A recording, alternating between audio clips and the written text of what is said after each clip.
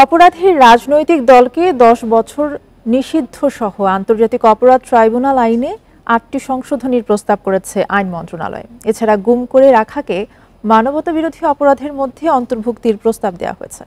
সোমবার রাজধানীর বিচার প্রশাসন ও প্রশিক্ষণ ইনস্টিটিউটে এ বিষয়ে এক মতবিনিময় সভায় বিচারের স্বচ্ছতা আনাতে সরাসরি সম্প্রচারে গুরুত্ব দেন বিশেষজ্ঞরা।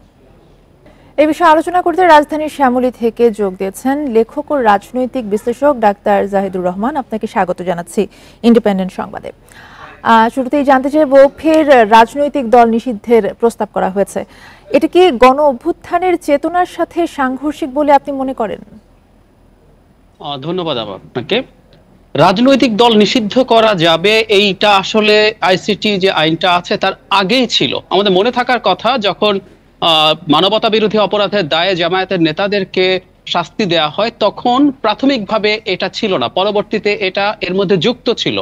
সুতরাং রাজনৈতিক দল নিষিদ্ধ করা যেতে পারে এই ধরনের একটা সম্ভাবনা আগেই ছিল। সেখানে বলা হয়েছিল রাজনৈতিক দলকেও তার শাস্তির জন্য উপযোগী মনে করা হতে পারে কোনো একটা রাজনৈতিক দল যদি এই ধরনের অপরাধে ইনভলভ থাকে। রাজনৈতিক দল শুধু কথাটা স্পেসিফিকলি না, আমরা অনেক আলোচনা করছি রাজনৈতিক দল বলে, কিন্তু যে কোনো অর্গানাইজেশনের ক্ষেত্রে এটা হতে পারে।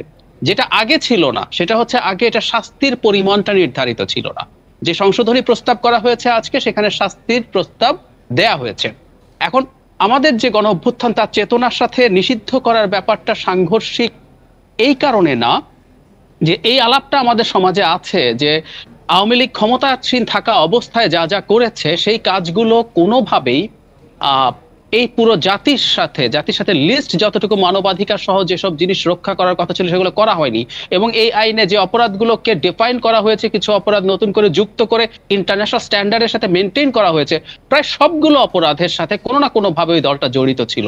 সুতরাং এই আলাপ সমাজে যেমন আছে, এই আলাপ আইনগতভাবেও আসতেই পারে যে এই দলটাকে আমরা কি কোনো ব্যবস্থা নেব না, সেই বিবেচনায় আসলে এই প্রশ্নটা এসছে। আমি বলছি না যে 10 বছরের যে শাস্তির কথা এসছে, আমি নিজে প্রস্তাব দিয়েছি এটা ওপেন এন্ডেড থাকা, এবং আমি এটাও বলছি না যে এখানে আওয়ামী লীগকে শাস্তি দেওয়া হবে। এটা আসলে একটা প্রসেসের ব্যাপার।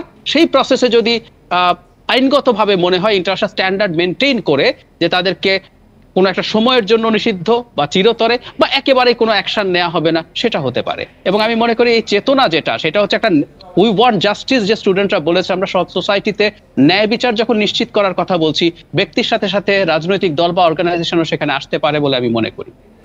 জি, অবশ্যই যেমনটা বলছিলেন, নতুন অনেকগুলো অপরাধকে কিন্তু সংযুক্ত করা হয়েছে এবং আজকে কিন্তু গুম করে রাখাকে মানবতা বিরোধী অপরাধের অন্তর্ভুক্তির প্রস্তাব করা হয়েছে। গুম কি মানবতা বিরোধী অপরাধের শামিল কিনা জানতে চাই, এবং এতে আন্তর্জাতিক অপরাধ ট্রাইব্যুনালের উপর বেশি চাপ পড়বে বলে মনে করেন কিনা? একেবারেই না। আসলে আমাদের এতদিন পর্যন্ত আমাদের অপরাধের যে সংজ্ঞায়ন, সেই সংজ্ঞায়নটা আন্তর্জাতিক যে কনভেনশন গুলো আছে তার সাথে অ্যালাইন্ড ছিল না, আমরা অনেক কিছু বাদ দিয়েছিলাম। সুতরাং এই গুমকে যুক্ত করার মাধ্যমে বরং আমরা আরো আন্তর্জাতিক স্ট্যান্ডার্ডের কাছে আসলাম। এবং গত রেজিমের সময় 600-র বেশি মানুষকে গুমের শিকার হতে হয়েছে। এবং আপনারা নিশ্চয়ই জানেন, এই সরকার আসার পর আন্তর্জাতিক গুম যে কনভেনশন আছে সেটাতে অনুস্বাক্ষর করেছে।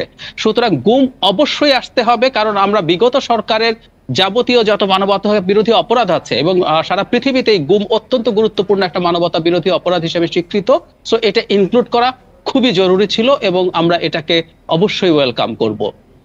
এছাড়া আমরা যেরকম জানি যে বিচার কাজ সরাসরি সম্প্রচার, এতে আসামি পক্ষের অধিকার খর্ব হতে পারে কিনা?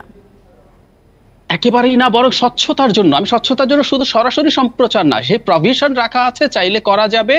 শুধু সেটাই না, এখানে কেউ অবজারভার হিসেবে যদি বিদেশ থেকে আসতে চান থাকতে পারবেন, এমনকি বিদেশি লয়ার। আমাদের মনে থাকার দরকার যে এই আইসিটি আইনে যখন জামায়াতের নেতাদের বিচার চলছিল তখন কিন্তু বিদেশি লয়ার আসা নিয়ে নানা রকম বাধা তৈরি করা হয়েছে এবং সেটা সুযোগ দেওয়া হয়নি।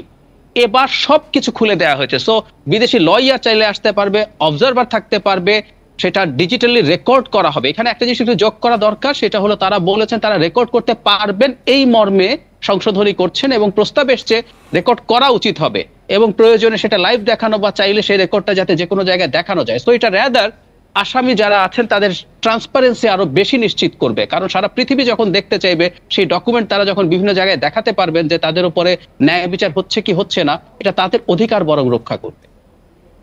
জি, আপনাকে অসংখ্য ধন্যবাদ আমাদের সাথে যুক্ত হওয়ার জন্য।